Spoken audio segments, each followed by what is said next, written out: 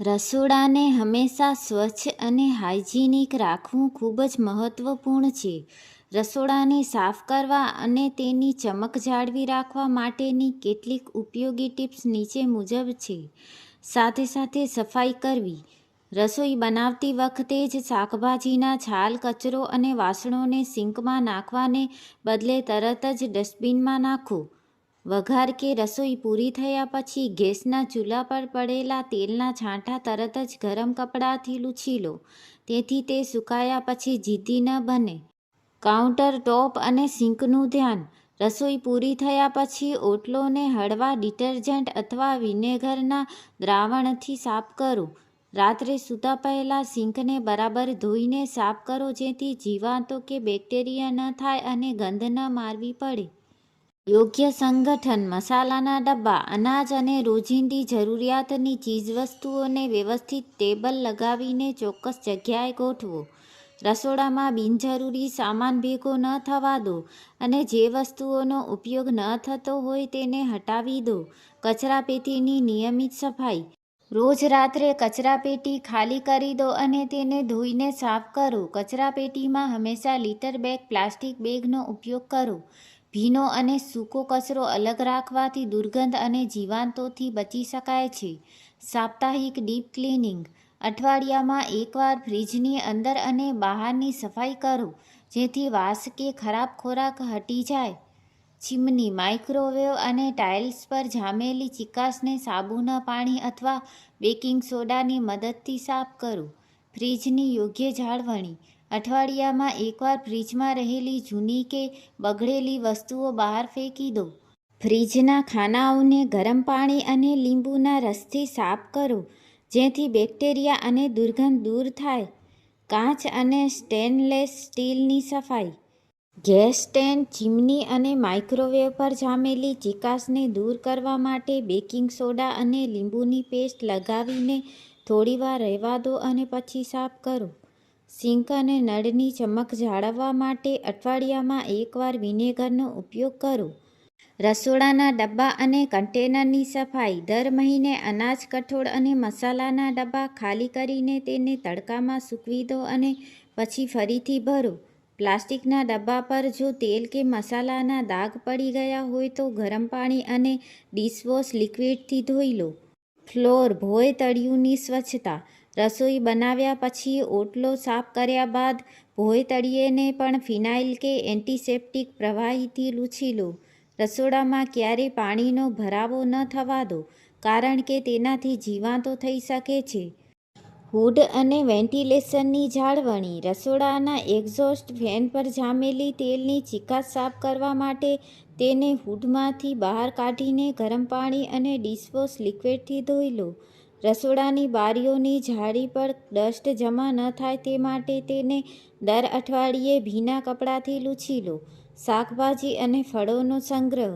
શાકભાજી અને ફળોને લાંબા સમય સુધી તાજા રાખવા માટે તેમને યોગ્ય બાસ્કેટમાં રાખો અને ડુંગળી, બટાકાને ભેજથી દૂર સૂકી જગ્યાએ સંગ્રહો. સડેલા કે વધુ પાકેલા ફળોને તાજા ફળોથી અલગ કરી દો જેથી બીજા ફળો ન બગડે. સિંક અને ડ્રેનેજ કેર. સિંકના પાઇપમાં કચરો કે તેલ જામી ન જાય તે માટે અઠવાડિયામાં એકવાર ગરમ પાણી અને બેકિંગ સોડા રેડો. રસોઈ બનાવતી વખતે સિંકમાં ચાની પત્તી કે મોટો કચરો ન જાય તેનું ધ્યાન રાખો. કટિંગ બોર્ડ અને ચપ્પુની સફાઈ. શાકભાજી કે માંસાહારી વસ્તુઓ કાપવાના કટિંગ બોર્ડને ઉપયોગ કર્યા પછી તરત જ લીંબુ અને ગરમ પાણીથી સાફ કરો જેથી બેક્ટેરિયા ન ફેલાય.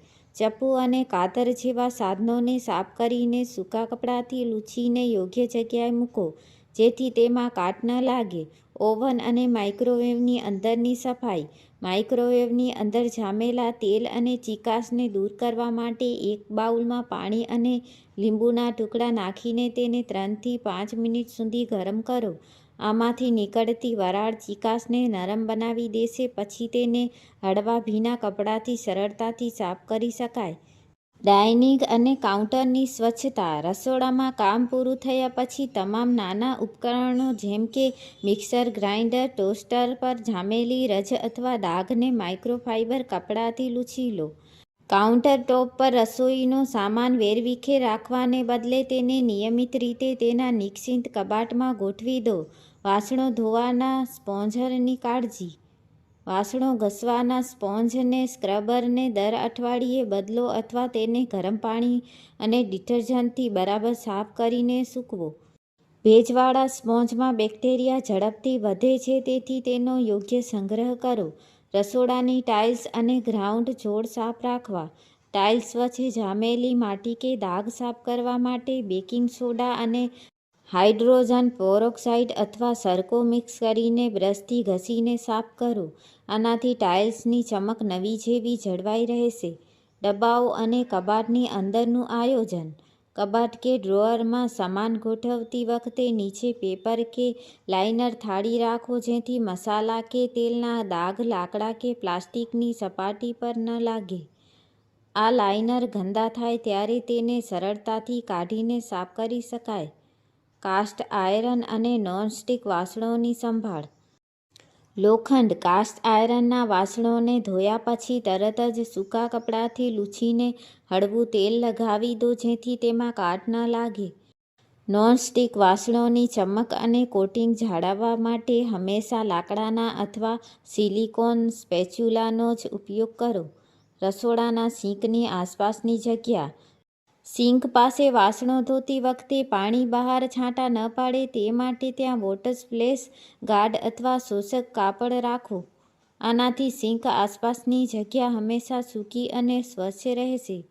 ગંધ નિયંત્રણ. રસોડામાં ડુંગળી, લસણ કે તળેલા ખોરાકની ગંધ લાંબો સમય રહેતી હોય તો એક બાઉલમાં લીંબુના છાલ અને ફુદીનાના પાન પાણીમાં ઉકાળો. આની સુગંધથી રસોડાની હવા તાજી અને સુગંધિત રહેશે. રસોડાના ડ્રેન અને સિંકની કાળજી. સિંકની જાડી જાળીનો ઉપયોગ કરો જેથી નાના કચરાના ટુકડા પાઇપમાં ન જાય. મહિનામાં એકવાર સિંકના ડ્રેઇનમાં ગરમ પાણી, બેકિંગ સોડા અને સરકો રેડવાથી પાઇપમાં જામેલી ચીકાશ અને ગંદકી દૂર થઈ જાય છે. લાઇટ અને સ્વિચબોર્ડની સફાઈ.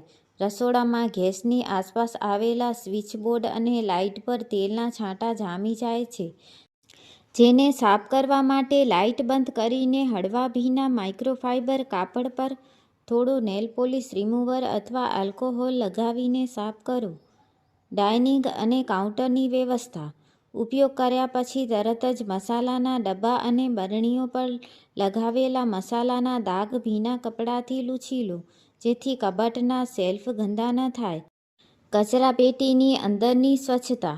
કચરાપેટીમાં ગંધ અને બેક્ટેરિયા ન ફેલાય તે માટે પ્લાસ્ટિક બેગ મૂકતા પહેલાં કચરાપેટીના તળિયામાં થોડો બેકિંગ સોડા કે ડ્રાય પાવડર છાંટી દો જે દુર્ગંધને શોષી લેશે.